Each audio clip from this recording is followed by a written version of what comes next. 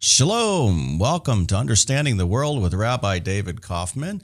I am joined in the studio by no one today. You, the viewers and listeners, are my guest today.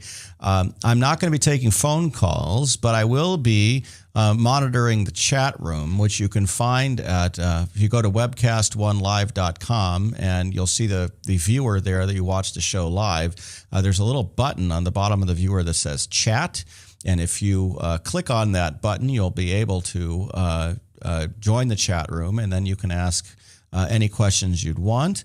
I will be, as I've already posted in the chat room, taking appropriate questions about the topics we're going to discuss today. Now, I will be discussing today. I have to tell you, the topics dealing with the Supreme Court decisions on the same-sex marriage issues and also the Voting Rights Act, among other things we're going to talk about today. The comments have been so heated on Facebook that I've seen, and I know in the broader media, that it's been very difficult. And some of the things I've heard today and seen today online have been very troubling. We're going to start off with the world in 5 minutes and just kind of go through what's going on in the world. So as far as the big news this week, there was the Supreme Court decisions, 3 major decisions, which I'll be discussing later in the show.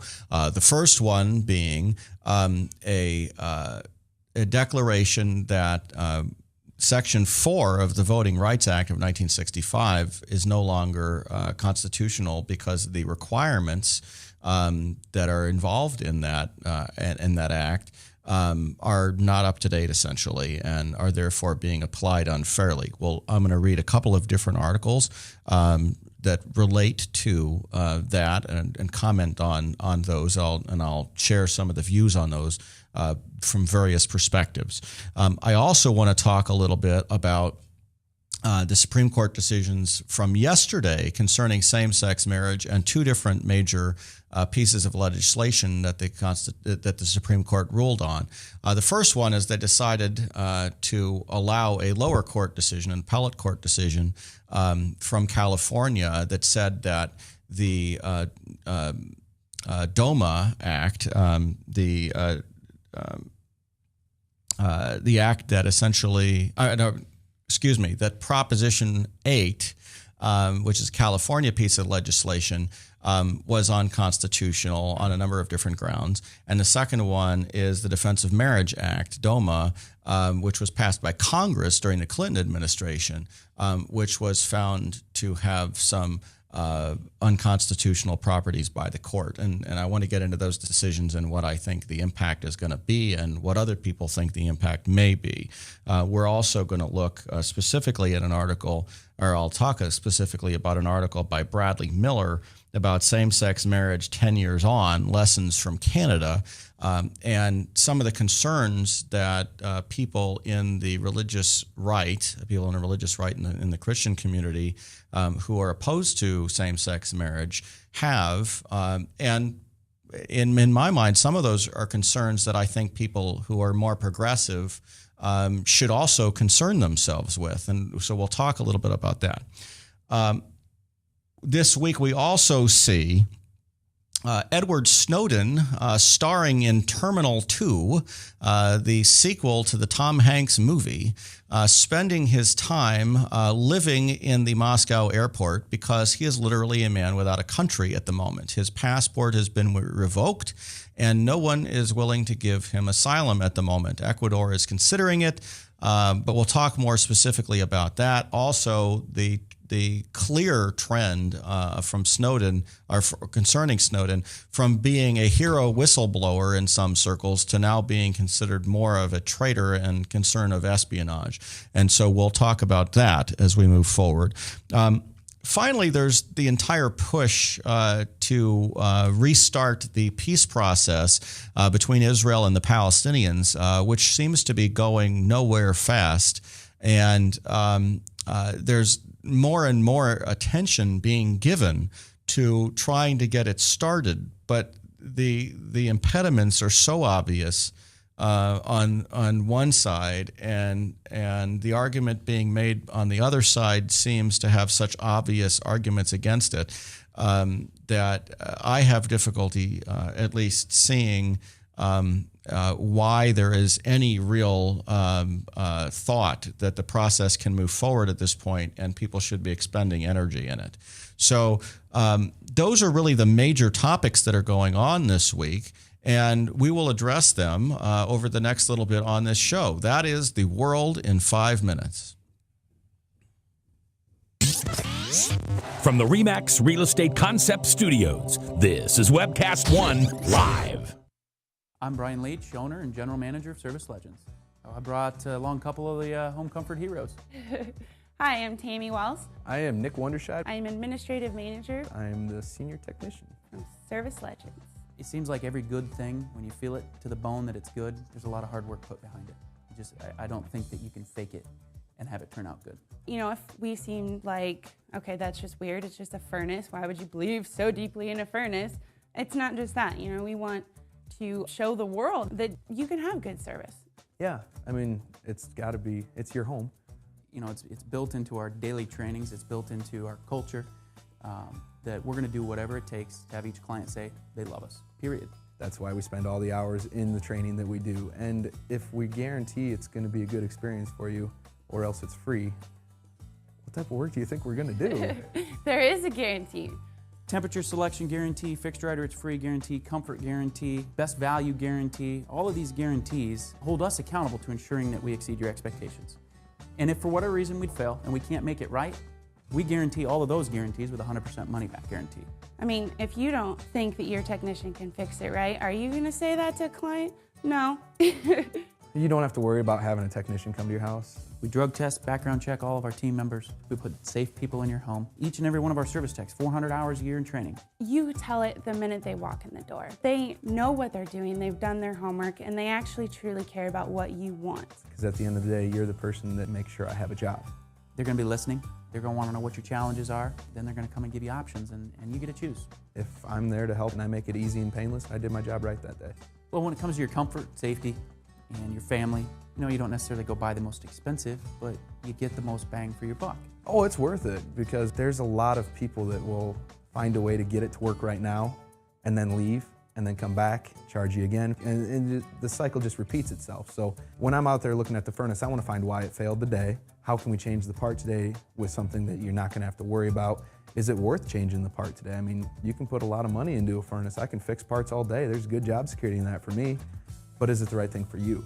I get a lot of the phone calls of after the technicians are there. They're just in awe. They're like, wow, you guys are great. I mean, I don't even know what to say. You guys are great. Everything you did was perfect. It was great. Keep going though, I like this. Just give us a try. I'm gonna take all the risk. I've got the time to make this right. I've got the support to make it right. Just check us out. And if you don't see the value in what we do, I mean, fixed right or it's free or 100% money back. enough said.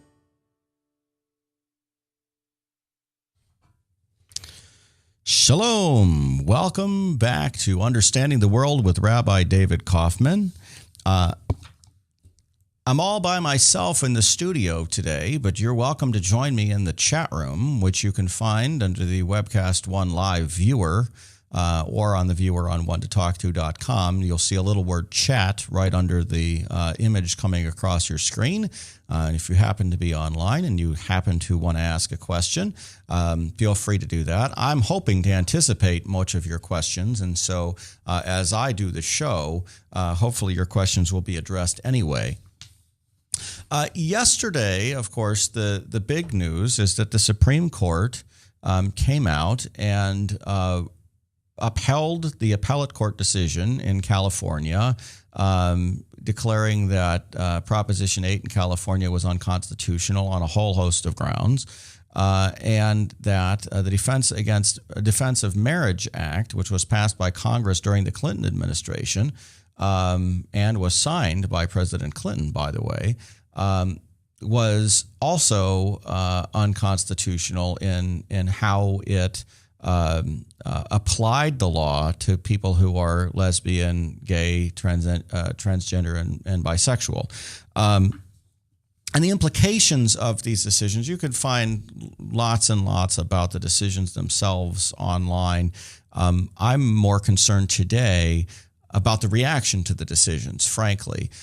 First of all, I need to say that while I think it's appropriate for people like myself who are supporters of same-sex unions, or the ability for people who want same-sex unions to get them, and I'll go into my reasoning for that in a little bit, I think it's too early to be jubilant. The fight for recognition of equal rights and equal treatment under the law is a long way from being over. These were decisions that were helpful in the long run in that pursuit. But we're not talking about same-sex marriage being legal in every state and equal protection under the law and just on and on and on. It's all a done deal. We're just not there. For me, just to tell you where I come from, I'm a Reform rabbi, Reform Jewish rabbi. The Reform movement is a very strong supporter of same-sex unions, of marriage protection, equality under the law, separation of church and state, all of those things. Personally, I believe that the state should have nothing to do with the marriage process, that that states and the federal government should deal with civil unions, and that religious institutions alone should define what marriage is in their religious institutions. Religious institutions all around the country differ, all around the world, differ in what they believe constitutes a valid marriage, what is okay to have happen in that marriage, how you get out of a marriage, if you're allowed to get out of a marriage, all of those various things. The government has no business there. The government even mentioning the word marriage in any format whatsoever is an intrusion into something that belongs in the religious realm. The fact that states still require or still even allow or expect in any fashion whatsoever ministers and rabbis to function as functionaries of the state, signing official state documents relating to a marriage, in my mind, is inappropriate. The state should deal with those things on its own. And when a couple, whether it's a heterosexual couple or a homosexual couple, comes to a religious leader, the religious leader should not have to worry whatsoever about what the law is or anything else. It should be solely at the discretion of the religious leader within an institution. I believe very strongly in a separation of church and state. You will see in my many writings and on this show historically that I've spoken very strongly for that. I speak out very publicly in the newspaper and the media when I'm asked about that. I am a very strong supporter of separation of church and state. And I think it's important for people on the religious right to understand that I see this as an issue that strengthens religious institutions, not one that weakens them. Now, are there concerns that the future ahead could lead to a weakening of religious institutions' strength vis-a-vis the government? Absolutely. I am a small government guy. Okay, I believe that the best government is the least government necessary. That's very simply the way I believe. I think there's a role of government in different places, but I believe that government intrusion should be as little as humanly possible. Immediately following the decision yesterday, Breitbart, which is a conservative media outlet, came out with an article that essentially argues that religious institutions in the United States and religious leaders in the United States may, or ministers, rabbis, and others may find themselves forced to perform same-sex marriages or find tax-exempt status in question. Here's what the article says, and this is written by Ben Shapiro, who's a columnist at Breitbart. Based on Wednesday's Supreme Court ruling in which the court majority determined that the Defense of Marriage Act's federal definition of marriage had to incorporate state-based same-sex marriages, Internal Revenue Service regulations could be modified to remove nonprofit status for churches across the country. Now, in that case, here's a place where I, as a separation of church and state person in the political center, even leaning left on a number of issues, would say that I'm in agreement with the the Christian right here. I believe that the IRS should in no way even think about doing that. This is an issue of separation of church and state. Okay? The government shouldn't be telling anybody what they have to do as a religious practice.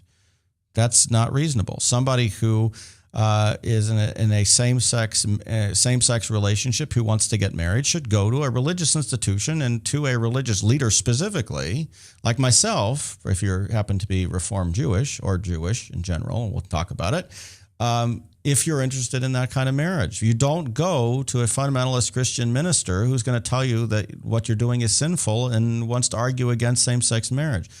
That's just wrong, and the government should not force that upon ministers. Let's make that very simple. The government should have nothing to do with marriage, and it certainly should not be forcing ministers to adhere to a set of religious values that they don't believe in under penalty of losing their tax-exempt status. That would be wrong.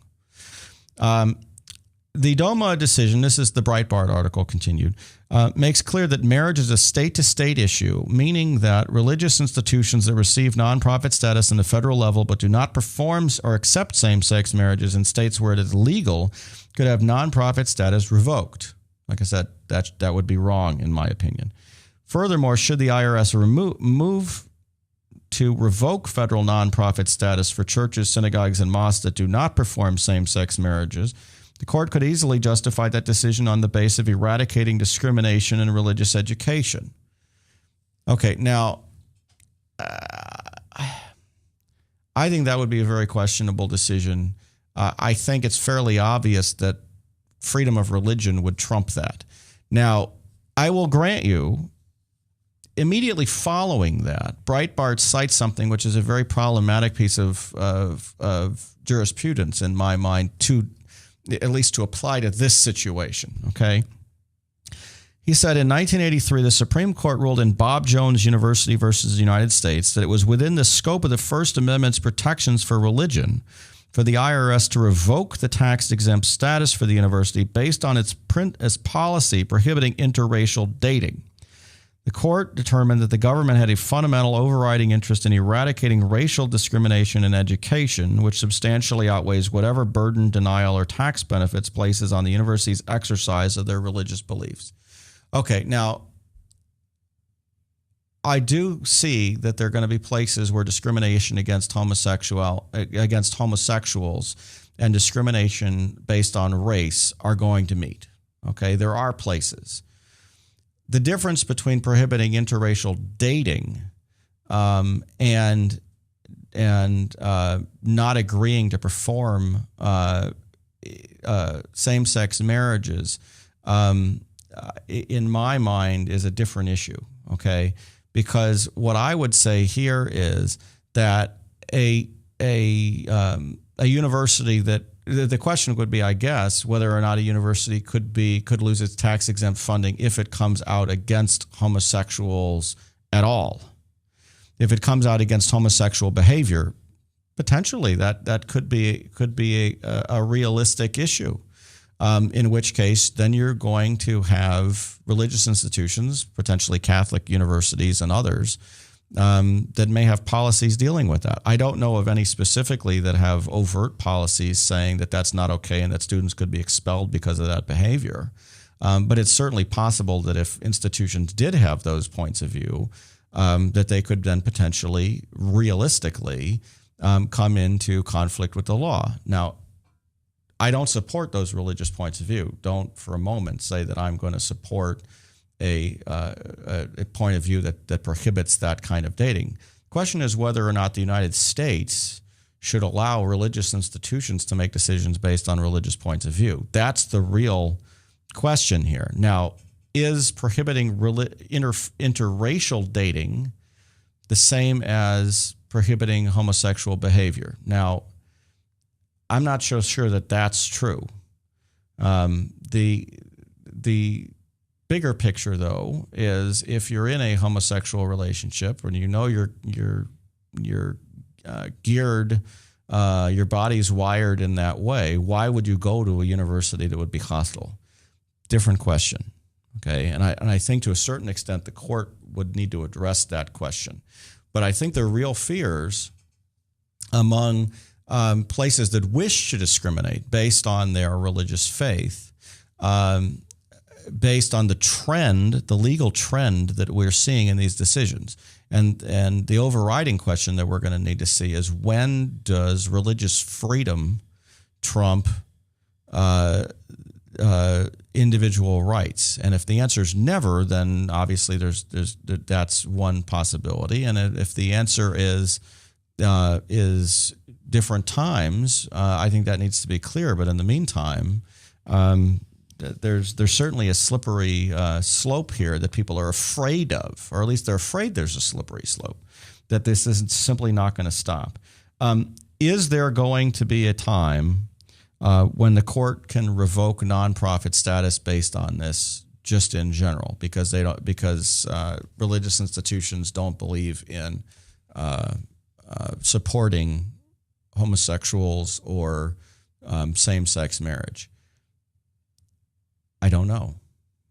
To be perfectly honest, I really don't know. I would think that you can't have legislation passed or policies enforced such that, depending on whether you have a conservative Republican administration or a progressive Democrat administration come into office, that the policies would flip back and forth, because that would create complete chaos. So you need to have some sort of solution that makes sense for both conservatives and Democrats. And what that would be, I don't know. You clearly cannot go to religious institutions and tell them that they cannot be religious institutions, that they have to follow your beliefs and not theirs, because then you run the risk of saying that religious institutions simply cannot exist, or at least cannot exist in dealing with the federal government on any level. There already are situations in which Catholic organizations that do adoptions, who want to discriminate and not allow homosexual couples to adopt children from their organizations, have been told that they're not allowed to do that, in which case some of them have decided that they can't operate. Now, we have to decide, are we better off with those institutions being able to take care of children based on their religious beliefs, even though they're discriminatory, or to eliminate them altogether and say that any organization that discriminates cannot function? That's a really tough decision. It's not a simple decision.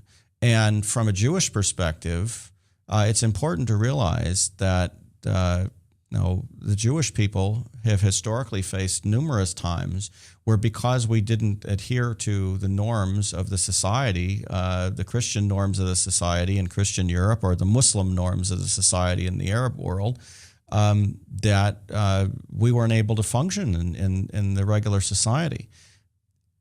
It becomes problematic for us, for me as an independent, as a social libertarian, as a progressive thinker, to simply say that that's okay. I believe in a separation of church and state, and I believe that institutions should be allowed to make decisions based on their own perspective. Now, then brings into question is, should there be tax-exempt status, and what are the implications of organizations that are not following socially accepted norms getting tax-exempt status or not getting tax-exempt status? You run into some really huge problems at that point when you get into that kind of questioning. So these are not simple decisions whatsoever, but they're decisions that we're going to be dealing with going forward for generations, or at least for quite a few years as this plays out. I mean, like I said early on, we're not at a point where everything is settled and none of these issues are going to come up. And there are going to be elections going forward, and there's going to be legislation in various states challenging these Supreme Court decisions or trying to create new ways to get around the Supreme Court decisions. There may well be congressional legislation at some point dealing with that. You may have elections in which a president comes in who's more conservative and creates executive orders dealing with some of this stuff.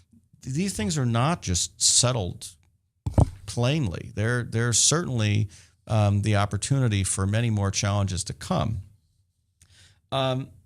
My simple response, my initial response to these challenges that we're dealing with quite a bit of difficulty, was to react, no way, these things are not going to happen.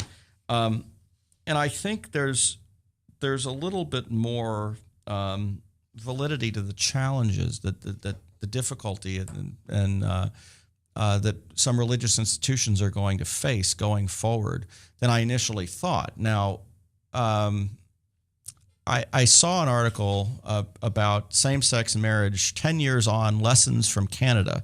It's written by Bradley Miller from Public Discourse. I think it's publicdiscourse.com, if I'm thepublicdiscourse.com. This actually came from last year. It's from November 2012. And he was talking about the effects of same-sex civil marriage in Canada. Now, this is somebody who's a political conservative, who's a religious conservative, somebody who was opposed to same-sex marriage, who's writing about the implications of it. What he says is kind of an interesting issue. He talks about the impact on human rights, and he says the formal effect of the judicial decisions and subsequent legislation establishing same-sex civil marriage in Canada was simply that persons of the same sex could now have the government recognize their relationships as marriages.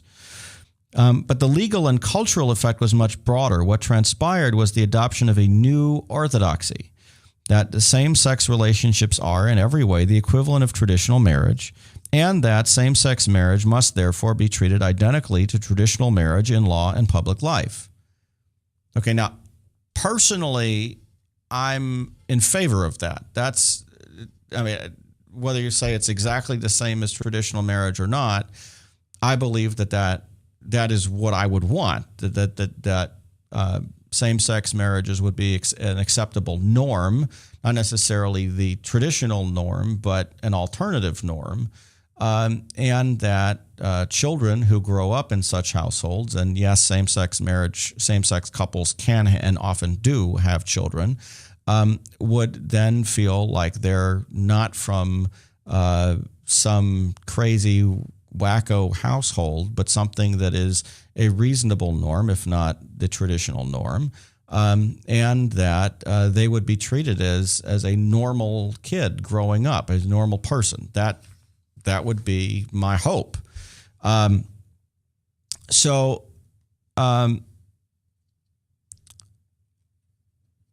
What he says, though, as an alternative here is that a corollary is that anyone who rejects the new orthodoxy must be acting on the basis of bigotry and animus toward gays and lesbians.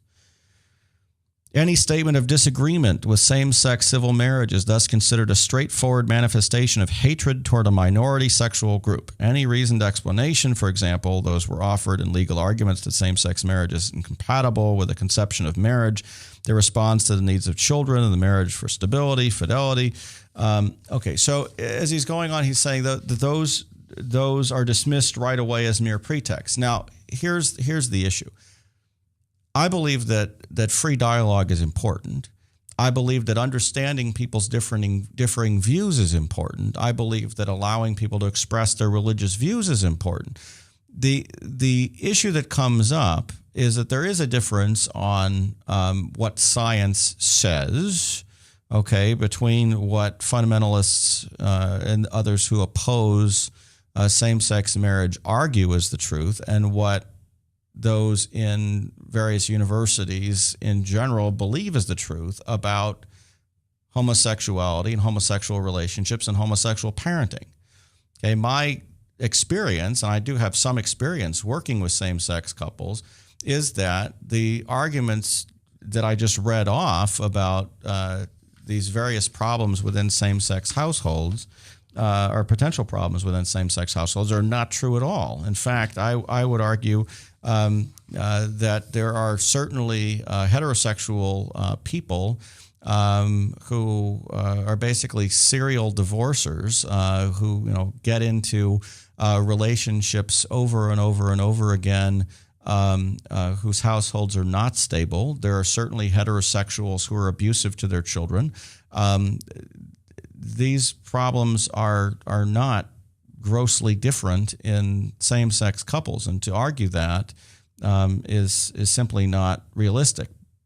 In addition to that, at this point, those same-sex couples who are seeking to be married tend to be overwhelmingly more committed and have spent longer period of time with one another than most of the heterosexual couples who come to get married.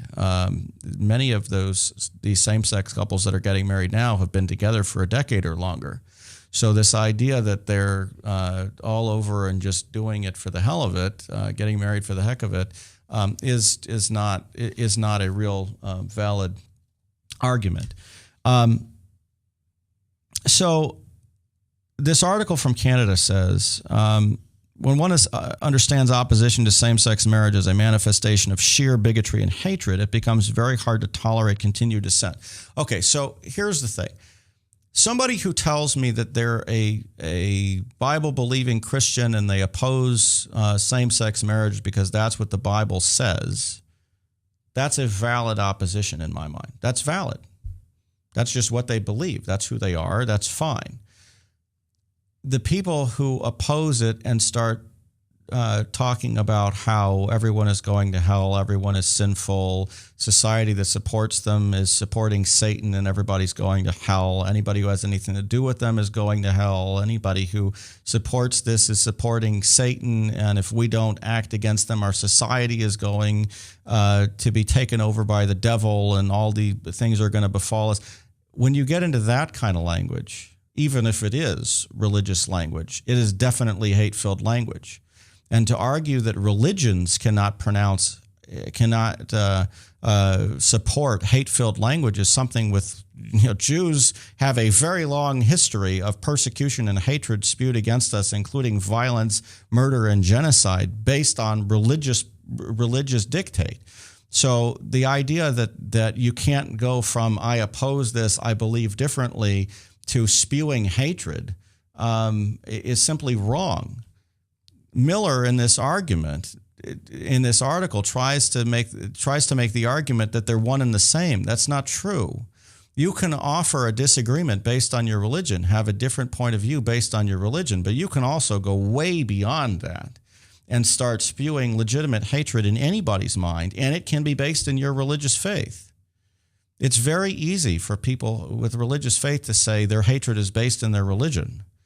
And if that's true, then there are times where it crosses the line. So the question is, where does it cross the line? And what is legitimate discourse? And I think we're having trouble with it right now because what I've seen in the last day dealing with the reaction to the Supreme Court decisions based on Proposition 8 and DOMA has been exactly that some people say, well, I can't support this because I'm a religious person. And other people say, Satan, devil, evil, awful. Anybody who supports this is a horrible human being and they're condemning humanity to eternal damnation and on and on and on and on and on.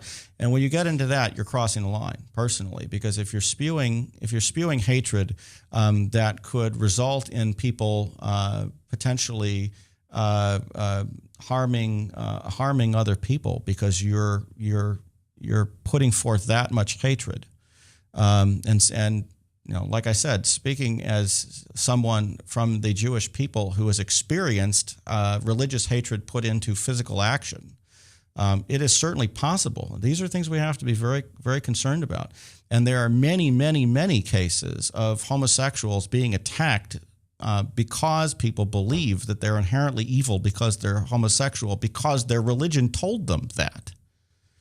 So let's not discount the fact that you can cross the line. It's difficult to toe the middle ground, and I toe the middle ground a lot. It's very difficult.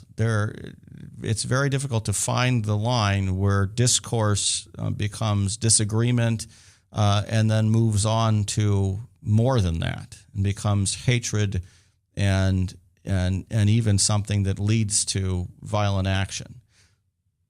That's where a lot of these things are. And we'll talk about some of the other decisions that the Supreme Court put forth in just a little bit. And we're going to take a quick break here because I need a quick break.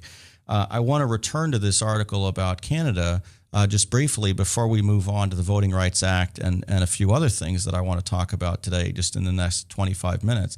Needless to say, there's a lot to be said about these things. Before I go, I do want to thank Dr. Ronald Bergman of Bergman Folkers Cosmetic Surgery and Spa for his support of this show and enabling me to share my opinions and to bring the guests that I usually have on the show to share their opinions with you. Thank you for joining me on Understanding the World, and we'll be back in just a couple minutes. From the RE/MAX Real Estate Concept Studios, this is Webcast One Live. Drink, dance, party. Kitty's is the ultimate dance club in Des Moines. A huge dance floor with room to move, 3 bars to keep your drinks full, and kickin' DJs playing all your favorite dance music. At Kitty's, we've always got your birthday party planned with Birthday Fridays. That's right, when your birthday rolls around, there's only one place to go. Gather up your friends and head to Kitty's, where you drink free on the Friday of your birthday week. Find out more about Birthday Fridays at kittysusa.com. Kitty's, all kinds of people, all kinds of music, all kinds of fun. Drug and alcohol addiction slowly steals a person's identity, tearing away pieces of their life little by little until one day it seems like the hope of a happy future is gone and there's no chance of getting it back. Here at St. Gregory Retreat Centers, we can assure you that there is hope.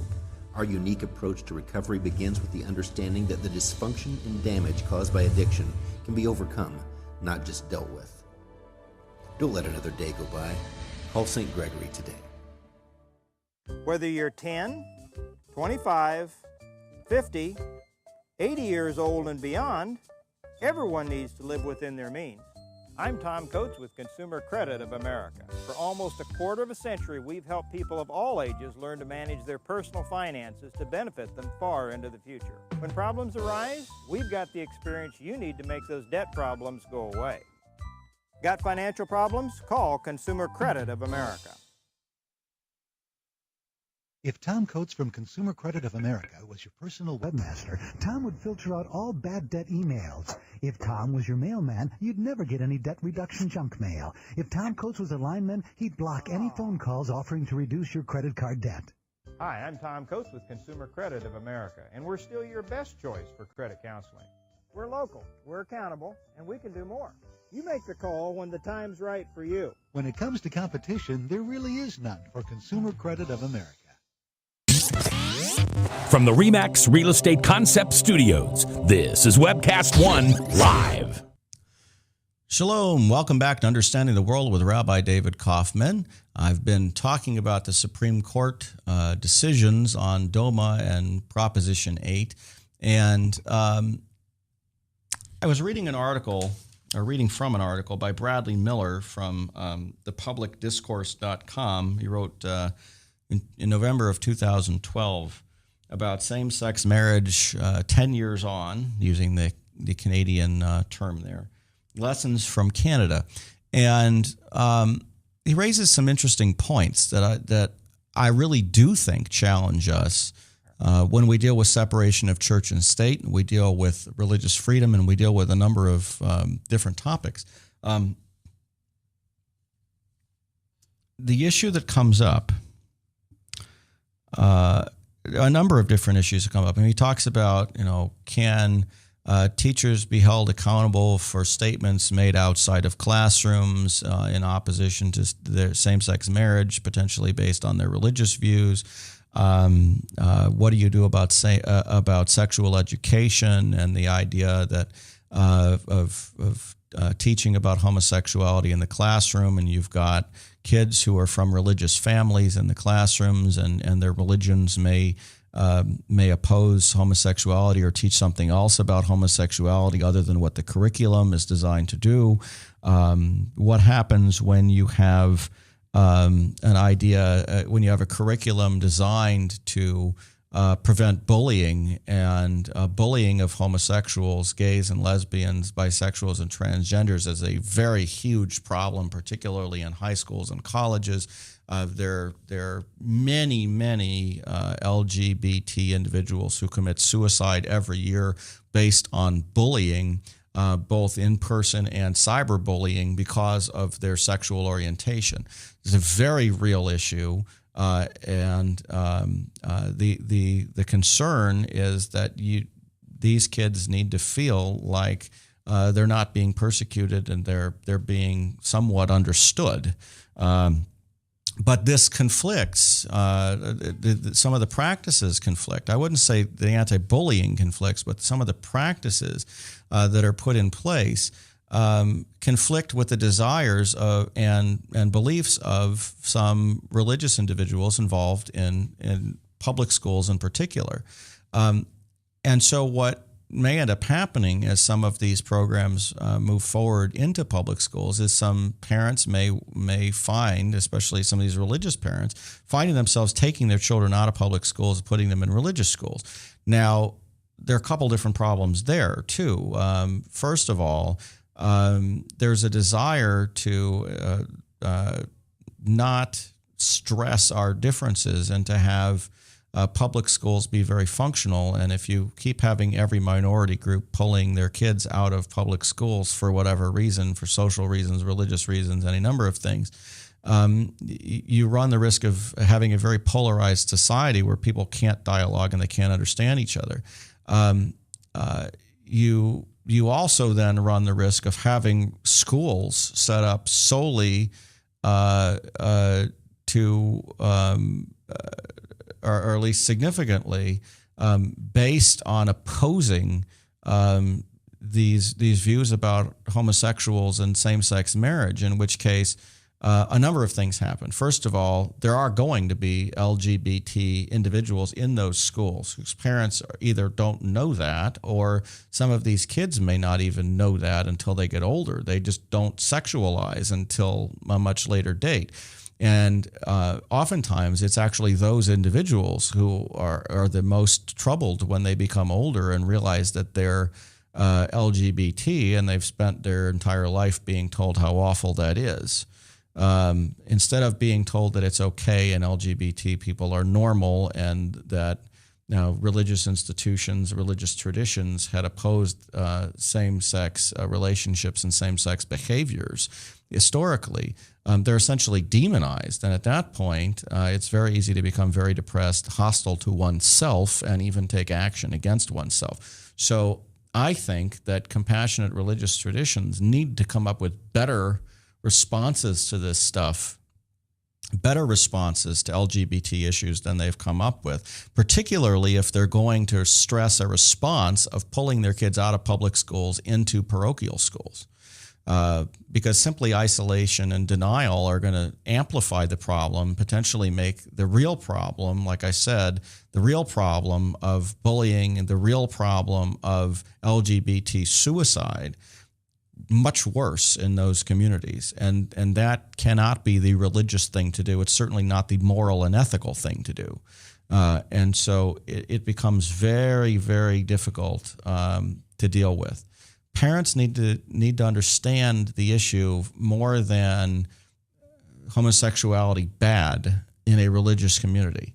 They need to understand what the real issues are. And from experience, I can tell you that many people who grew up with the LGBT bad kind of perspective, once they have children or family members who find themselves to be in the homosexual community, dramatically change their positions almost overnight. So religious conservatives sometimes will find themselves in support of same-sex marriage or in support of equal rights for gays and lesbians because they believe in various freedoms that the United States stands for, instead of trying to push the religious views on everybody else. Okay, so enough about all this stuff. The article that I was just talking about comes from Bradley Miller, The Public Discourse. He goes on to talk about impacts on the conception of marriage and a number of things. The definition of marriage that I think we're going to is a committed relationship between two people in a household. as a very simple definition, potentially with the goal of raising children together, but not necessarily. And that's pretty open definition of marriage, but I think it's what it is. And I think because marriage as a term is religiously loaded, really what you have is a sanctified relationship of two people living together in a household, creating a family together. And that the fact that we're dealing with a sanctified relationship or something that has to do with religion means that we should consider, I think, taking the practice of marriage out of the hands of the state and the federal government and looking at civil unions being what the state and federal government does, and religious institutions being in charge of marriage as such. The bigger picture is that people want to have impact on everybody else. The religious groups want everybody else to respect their views. Everybody else wants the religious groups to respect their views. And sometimes everybody can't win. There are times when those views are in conflict. Which brings us to the Voting Rights Act of 1965 and the Rights Act Section 4 being struck down by the Supreme Court. This article, I'm going to read two articles. One is going to come from the Washington Post. It's going to be by George Will, who's a neoconservative writer, and this one is coming from the Huff Post, which is on the political left. So this is from Ryan Kelly, Mike Sachs, and Sabrina Siddiqui. The Supreme Court struck down Section 4 of the Voting Rights Act on Tuesday, the provision of the landmark Civil Rights Act that designates which parts of the country, states, and counties must have changes to their voting laws cleared by the federal government or in federal court before they can put them into practice. The 5-4 ruling, and all of these are 5-4 rulings, by the way, authored by Chief Justice John Roberts and joined by Justices Antonin Scalia, Kennedy, Clarence Thomas, and Samuel Alito, ruled in Shelby County versus Holder that things have changed dramatically in the South in the nearly 50 years since the Voting Rights Act was signed in 1965. The court's opinion said it did not strike down the act of Congress lightly and said it took care to avoid ruling on the constitutionality of the Voting Rights Act. The act itself was ruled constitutional. Congress could have updated the coverage formula at the time in 2009, but did not do so. Its failure to act leaves us today with no choice but to declare Section 4, which is the section that determines the criteria, which states, essentially, and which counties qualify unconstitutional. The formula in that section can no longer be used as a basis for subjecting jurisdictions to preclearance. The Voting Rights Act has been used to block a number of things. Voter ID law in Texas, delay in the implementation of another in South Carolina. Both states are no longer subject to the preclearance requirement because of the court's ruling on Tuesday. Our country has changed, and while any racial discrimination in voting is too much, Congress must ensure that the legislation it passes to remedy that problem speaks to current conditions, Roberts wrote. There is no doubt that these improvements are in large part because of the Voting Rights Act, he wrote. The act has proved immensely successful at redressing racial discrimination and integrating the voting process. In his bench statement, Roberts said that Congress had extended a 40-year-old coverage formula based on obsolete statistics and that the coverage formula violates the Constitution. Congress, the court ruled, may draft another formula based on current conditions, but given the fact that Republicans currently control the House of Representatives, many voting rights advocates consider it unlikely that Congress will act to create a new formula. Justice Ruth Bader Ginsburg said that the sad irony of today's decision lies in its utter failure to grasp why the Voting Rights Act has proven effective. The court appears to believe that the Voting Rights Act's success in eliminating the specific devices extant in 1965 means that preclearance is no longer needed. The court did not rule on Section 5, the preclearance requirement itself, which requires those affected states to have changed their voting laws. Rather, the court ruled that the current formula that determines which states are covered by Section 5 is unconstitutional, effectively eliminating Section 5 enforcement, at least for the time being. That's essentially what happened. the Chief Counsel for the Lawyers Committee for Civil Rights Under Law, John Greenbaum, said the Supreme Court has effectively gutted one of the nation's most important and effective civil rights laws. Minority voters in places with a record of discrimination are now at greater risk of being disenfranchised than they have been in decades. Today's decision is a blow to democracy. Jurisdictions will be able to enact policies which prevent minorities from voting, and the only recourse these citizens will have will be expensive and time-consuming litigation. Okay, and then the president yesterday, right about noon, said, I am deeply disappointed with the Supreme Court's decision today. For nearly 50 years, the Voting Rights Act, enacted and repeatedly renewed by wide bipartisan majorities in Congress, has helped secure the right to vote for millions of Americans. Today's decision, invalidating one of its core provisions, upsets decades of well-established practices that help make sure voting is fair, especially in places where voting discrimination has been historically prevalent. As a nation, we've made a great deal of progress towards guaranteeing every American the right to vote. But as the Supreme Court recognized, voting discrimination still exists. And while today's decision is a setback, it doesn't represent the end of our efforts to end voting discrimination. I'm calling on Congress to pass legislation to ensure every American has equal access to the polls. My administration will continue to do everything in its power to ensure a fair and equal voting process. Okay, so let's talk about just the specifics here. So what ends up happening is the Supreme Court gets rid of the criterion to apply the teeth of the law, which essentially means that the law is no longer functional. George Will, who, as I said, was writing essentially in response to that from a more conservative perspective, says that the Supreme Court is correct on Voting Rights Act.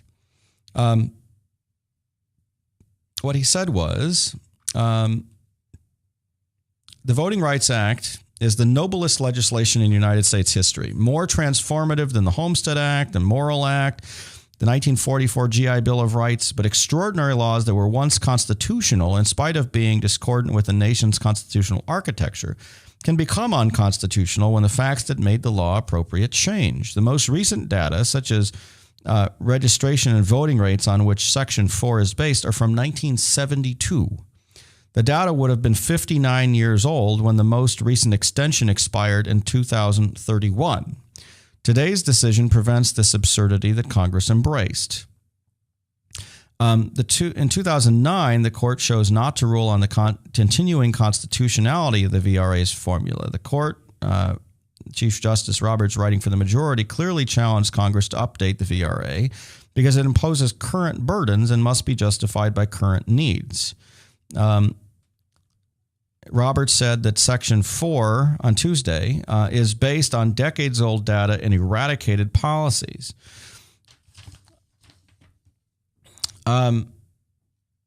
Tuesday's decision came 8 months after a presidential election in which African Americans voted at a higher rate than whites. It came when in a majority of the 9 states covered by the preclearance requirements, blacks are registered at a higher rate than whites. It came when Mississippi has more black elected officials, not more per capita, more than any other state.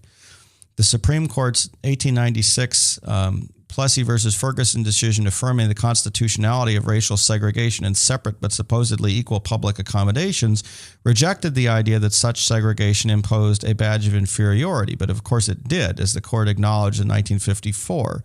And during oral argument in February, Justice Stephen Breyer suggested that the VRA remains constitutional because it acknowledges the South's continuing moral inferiority. He likened Southern racism to a dormant but still dangerous disease. Breyer's insinuation was that we know the covered jurisdictions remain uniquely diseased, or potentially so. Tuesday, Roberts' response was that the constitutional equality of the states is essential to the harmonious operation of the scheme upon which the republic was organized. Okay, so we run into some real difficulty here. In essence, the only way for these states and counties to prove that they no longer should have this law applied to them is by not doing what they're very likely to do, which is, at this point, to go and enact what they want as legislation.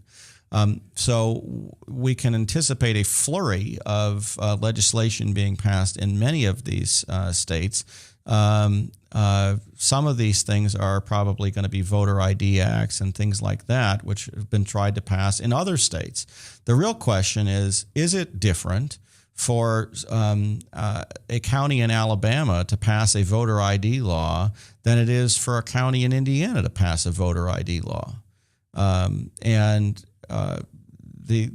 The answer is probably shouldn't be treated differently. The fact that those states are historically ones in which there has been a problem does not necessarily mean that there still is or is going to be a problem based solely in racism, which is really what this is about. However, there certainly could be. And this is what I think Congress and particular people concerned about voting and concerned about civil rights are going to have to pay attention to. Yes, this law enabled there to be some leeway, a padding, a cushion to prevent law from being enacted that could be problematic. But there's no doubt that it also placed a burden on states and on counties that may or may not have been a legitimate burden to place on them. I know for a fact that prevalent attitudes in North Carolina, for example, where I went to both college and graduate school, were vastly different in 1965 than they were in 1989 and the early 90s when I was there, through the mid 90s when I was there, and they're nowhere close to that now. So the assumption that those areas are necessarily where they were 50 years ago is simply not correct. And if the law can't figure out a way to deal with that, that's a problem. I do think there needs to be a criterion to look at, and the federal government needs to say, here's what's legitimate as far as requirements. Now, you may say some of these things are for the states alone, but there is an issue of where does the federal government have a right to decide the individual rights across all borders, especially when you come to presidential elections, and do the states have the ability to enact laws that the federal government has to stay out of? I do think there's going to be more legislation dealing with that now that this decision has gone the way it is, because Congress probably will not enact new legislation. Okay, we only got a couple minutes left, and I wanted to touch on two things really briefly just to make you aware of them. One is that I wrote an article for for Times of Israel, actually. I blog for Times of Israel in addition to We Are For Israel, which is my own organization. But on Times of Israel, I wrote about Edward Snowden and the fact, I called it When the Game Turns Dark, Snowden. The reality is he seems to have thought at some point that he was a whistleblower who was doing the right thing, and that he has been trying to find a place where he can hide and not be involved in other situations. But what's going on now is that the United States has requested that he be returned, and every single government that's going to deal with him is going to have to deal with the United States government after the fact. Ecuador, which is where he was planning on going, happens to have a trade agreement with the United States coming up for renewal toward the end of the summer. And guess what? They're going to delay any approval of a asylum request for Snowden until after that approval has gone through. If Congress could potentially say, we're going to approve it, and it'll continue to exist as long as you don't allow Snowden in. They could do that. I don't know if they will, but it's certainly possible. And by executive order, the president could put a kibosh on the whole agreement anyway. So there are any number of things that could happen, and governments are very reluctant now to take on Snowden because he's not going to provide anything for them except damaging their relationship with the United States. So the man is sitting in the airport in Moscow and really has nowhere to go. Even Russia doesn't want to take any authority over him because then they would potentially have to send him. So they don't even want to process him and have him go through customs there because of that. Another article that I wanted to make you aware of just very briefly here. There is now a movement in the Arab community in Israel to join the army. And there's a great article just today, if you get a chance to look at it, written by Elchanan Miller, called In Arab Israel, a Battle Over Christian Conscription.